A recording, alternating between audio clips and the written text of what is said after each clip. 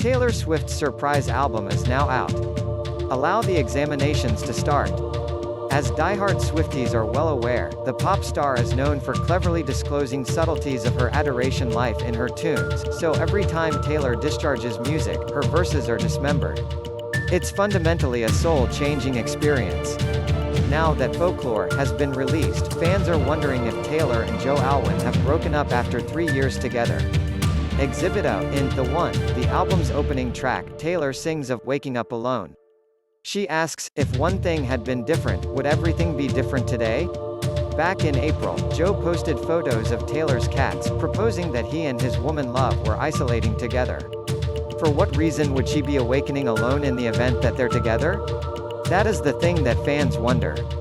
In another deeply personal song titled Exile, Taylor sings about the end of a relationship. Her song Hoax details a fairly toxic relationship.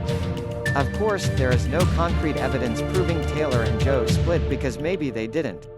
It's also not unheard of for Taylor to write songs based on someone else's perspective. In the case of Death by a Thousand Cuts from her Lover album, the breakup song was influenced by a Netflix film. Since Taylor and Joe started dating in 2017, they've been seriously private about their sentiment, once in a while talking about one another in interviews. Before, Taylor has said that she likes to let her melodies represent her with respect to her affection life. What's more, for each verse that appears to scrutinize the condition of her and Joe's relationship, there is similarly the same number of to infer that everything is great. In Invisible String, Taylor speaks of our 3-year trip, a likely reference to the length of the relationship.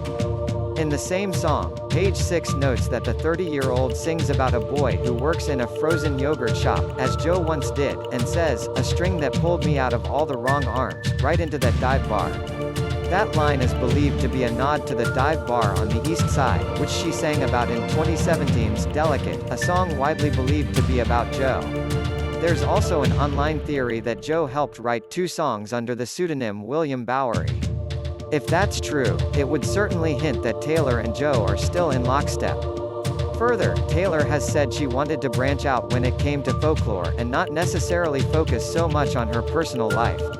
I found myself not only writing my own stories but also writing about or from the perspective of people I've never met, people I've known, or those I wish I hadn't, she said on social media.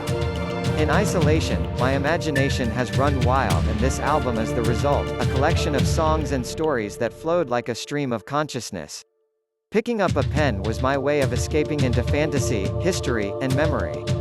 Translation: perhaps don't look to this album for signs about Taylor and Joe.